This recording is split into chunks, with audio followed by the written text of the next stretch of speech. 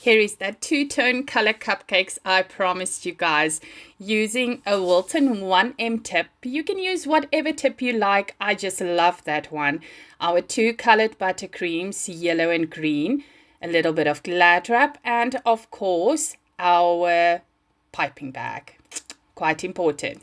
So first step, I'm opening up my piping bag, getting right inside to that tip because our nozzle is going right inside of it. Pushing it down and see how much I need to cut off for the whole nozzle, let's say star, to be outside of our bag so we will be able to make beautiful cupcakes. See, it works perfectly. Awesome, we're going to put that aside and we are going to put a little Glad wrap or cling wrap, whatever name you use, right on our table. Get a nice big piece to start with, but don't add too much frosting. So our icing or frosting is going in one color. I add just a little bit at a time because you don't want to fill your piping bag too much and you're going to struggle to pipe with it. And yeah, I just needed a little bit here, so I didn't make too much. As you can see in the side, there's quite a lot of frosting left.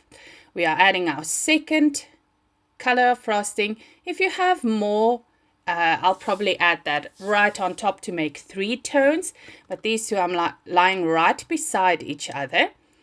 Cutting off my cling wrap. I do that just to keep it a little bit more center, so my Glad wrap or cling wrap doesn't move around.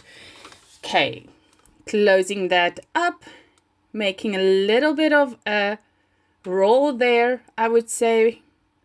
Nozzle closer, and then we cut off our tip. I leave the other side just as it is. You don't have to cut that. Now I'm going to take my piping bag and drop this little roll right in there. I'm going to go as far down as I can, and then you'll see I start to pipe just to see that both of my colors are starting to show. That's what I want. Putting that aside, cleaning up, and we got our cupcakes. I filled them up with a little bit of caramel there, which I love to do, adding a filling inside our cupcakes. And then starting in the middle, I'm going right around my cupcake, doing a little rosette there. Do you see how beautiful those two colors interact with each other? Can you imagine all the different possibilities? Of course, glitter is always needed. It just adds a little bling to it.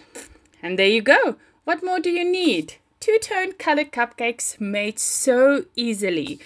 And you can do this at home too. If you have any questions, drop them in the comments below.